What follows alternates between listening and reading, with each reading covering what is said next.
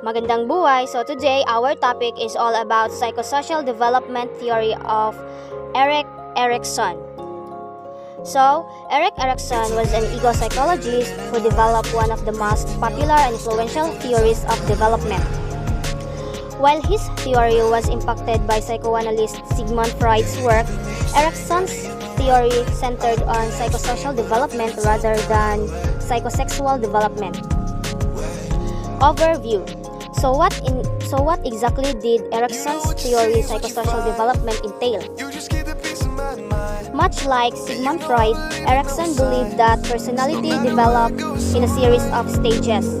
Unlike Freud's theory of psychosexual stages, however, Erikson's theory described that the impact of social experience across the whole lifespan.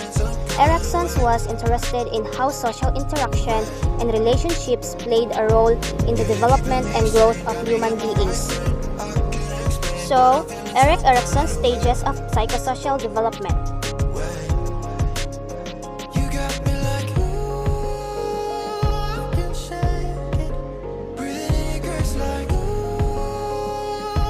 Stage 1. Trust versus mistrust. The first stage of Erikson's theory of psychosocial development occurs between birth and 1 year of age and is the most fundamental stage in life.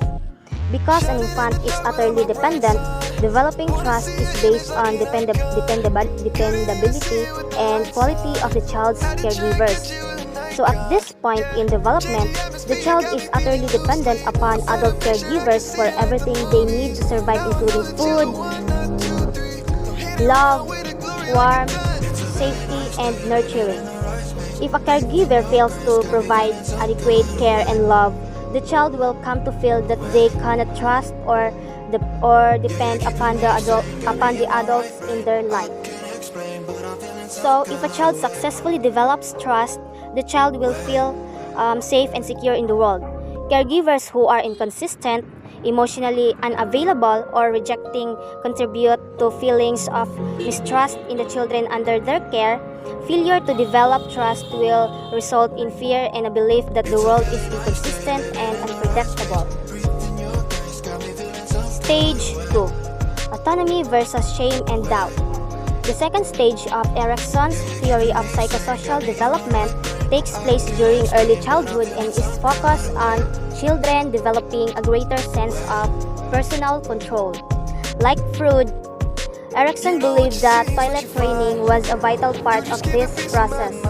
However, Erikson's reasoning was quite different than that of Freud's.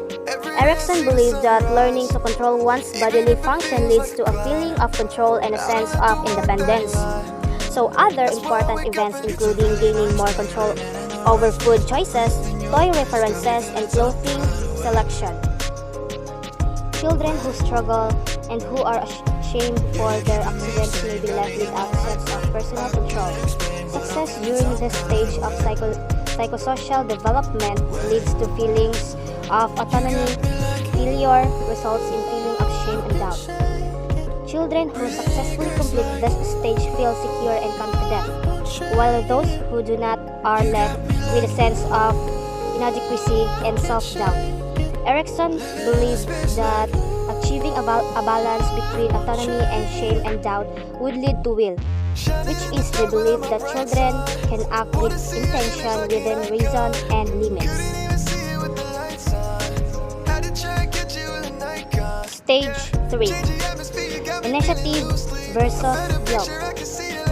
The third stage of psychosocial development takes place during the preschool years. At this point in psychosocial development, children begin to assert their power and control over the world through directing play and other social interactions. Children who are successfully at this stage feel capable and able to lead others. Those who fail to acquire these skills are left with a sense of guilt, self-doubt, and lack of initiative. So, the major theme of the third stage of psychosocial development is that children need to begin asserting control and power over the environment. Success in this stage leads to a sense of purpose. Children who try to exert too much power experience disapproval, resulting in a sense of guilt. Stage 4. Industry versus inferiority. The fourth psychosocial stage takes place during the early school years from approximately ages 5 to 11. Through social interactions, children begin to develop a sense of pride in their accomplishments and abilities. Children need to cope with new social and academic demands. Success leads to a sense of competence, while failure results in feeling of inferiority. Children who are encouraged and commended by parents and teachers develop a feeling of competence and belief in their skills.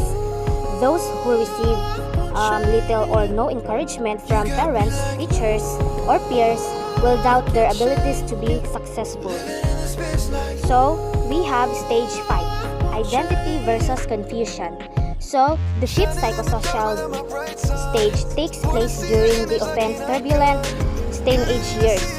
This stage plays an essential role in developing a sense of personal identity which will continue to influence behavior and development for the rest of a person's life. Teen needs to develop a sense of self and personal identity. Success leads to an ability to stay true to yourself, while failure leads to role confusion and a weak sense of self. So, during adolescence, children explore their independence and develop a sense of self. Those who receive proper encouragement and reinforcement through personal exploration will emerge from this stage with a strong sense of self and feelings of independence and control.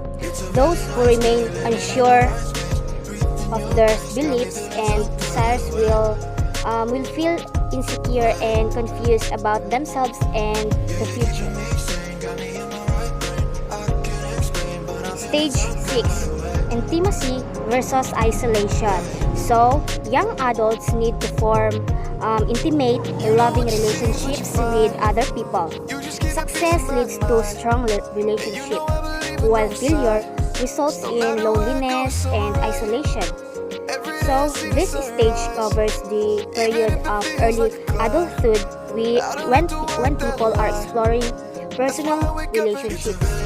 Erikson believed it was vital that people develop close, committed relationships with other people. Those who are successful at this step will form relationships that are enduring and secure.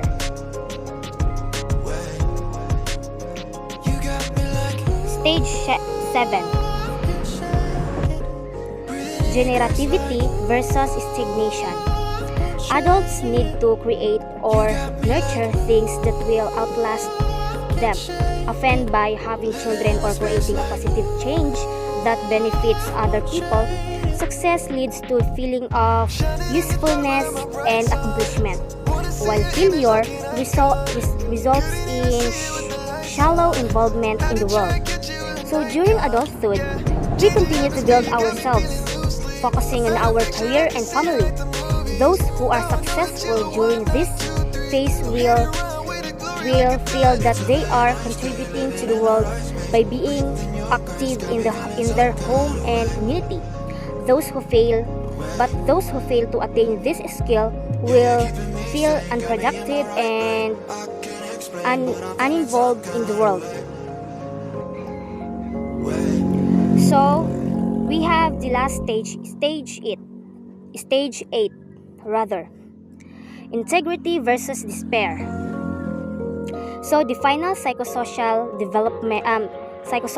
stage rather occurs during old age and is focused on reflecting back on life. So at this point in development, so people look back on the events of their lives and determine if they are happy with the life that they live, or if they regret the things they did or didn't do. So Erickson's theory differed from many others because it addressed development throughout the entire lifespan. So, including old age, older adults need to look back on life and feel a sense of fulfillment. Success at this stage leads to a feeling of wisdom, while failure results in regret, bitterness, and despair. Those who are unsuccessful during this stage will feel that their life has been wasted and may experience many regrets. And the person will left with feelings of bitterness and despair. So, in addition, it is important to remember that the psychosocial stage are just one theory of how personality develops. Some research may support certain aspects of this theoretical framework, but that does not mean that every aspect of the theory is supported by evidence. The theory can, however, be a helpful way to think about some of the different conflicts and challenges that people may face as they go through life.